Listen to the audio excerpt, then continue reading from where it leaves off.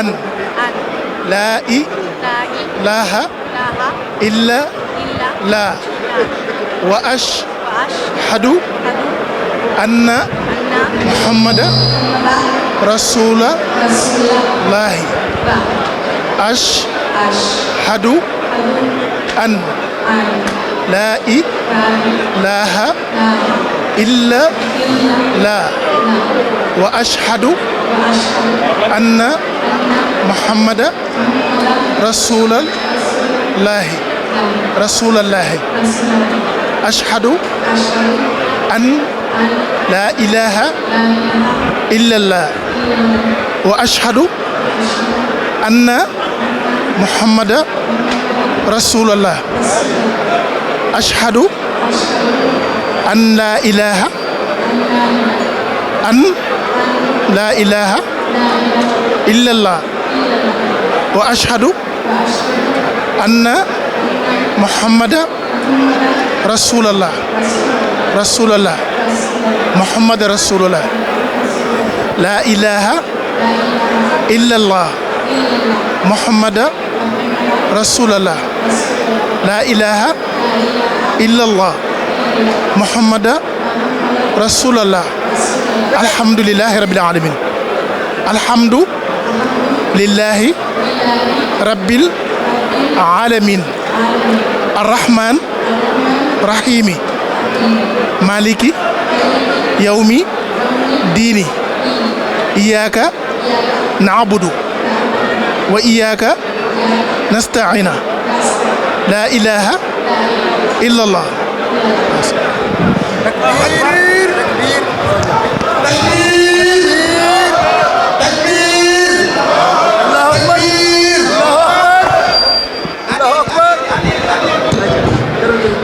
maanaam balaa soxna yi jëlati waxtaan di ngeen ne damaa bari wax na waaye jar na ko mbokkum taalibe bii nga xam ne dafa dugg ci diine ci am na nu ñu baaxoo di ko defal te loolu teraanga la wuy ma kenn ku ci ne na lambati poosam moom màggal gi la de jotaay murid nag moo baaxoo nii kuy ñëw bu yeboo ngay indaale rek ndax moom ñu dañuy joxe ba jeexal tàkk nag kenn ku ci ne lamb poosam lu ci gën a dëgër indaale ko fii ñu teral ko mbokk taalibe bii mi nga xam ni moo dugg ci diine ji am na lu ma leen waxoon nag nee naa leen màggalub Argentine maanaam li tax mu am solo màggalub Argentine mooy ñun fu ñu màggalee fii tuubal ñaar ba ñett ñu dugg ci diine ji te maanaam bu doon buñ leen tuubalee sax après du ñu xam ci moom dara nga ni déedéet waaye ñii ci màggal lañ tuubee te ba léegi ñu ngi ci diine ji am déet doon ci jàmbaar nekk ci kër sëñ Touba ji ngi ñu jënd ñoom ñii chaque dimanche ñu dem fa di jàng kon tuub gi am na solo kon nag sama gaay nañ leen gën a fonk ci màggale Argentine maanaam dañoo war a bàyyi dem Sénégal tey màggal fii rek sëñ Saliou Mbacké mooy Pastef gi de lii moom amul fay barke Seexul Xaddim billet yi lañ war a bàyyi di joxe sas bu mot sëkk tey màggale fii barke borom Tuubaa moo pay wér na woy ma loke yi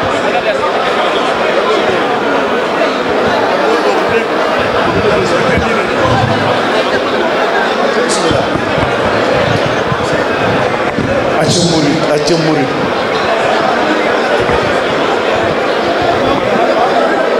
ñu góorgóorlu ci sëy bi ayca kon nag gis ngeen ndeysaan comme niñ koy defee saa su ne kii nasaraan bu ñëw na bàyyi diineem bàyyi lépp ñëw dugg ci suñu diine nañ leen di jàppale waaye nañu jàppale yaay Fall waa murid waa ki doon tudd léegi sama soxna la waaw jàppale ko nag incha allah def ko ni danga yow nga fee sant bu baax voilà def ko ni ko ne fee nag incha allah benn incha allah parce que ne am ak moom ay bant yu dëgër incha allah mu dooni Baay Faal incha allah voilà responsabilité jaajëf jërëjëf kon kontaan nañ tuddee na ko soxna Bousso ayca soxna Mariam Salamu alaikum wa rahmatullah. Ahora a partir que ya hiciste la yajada recién, es el acto de fe que vos sos consciente que hay un solo Dios, que no se engendró ni a nadie fue engendrado, y a partir de ahora todos los actos que vos hagas vas a ser juzgada como musulmán. Puedes venir a la daira, tenés que tener en cuenta que solo hay un solo Dios, ¿sí? Eso es lo más importante.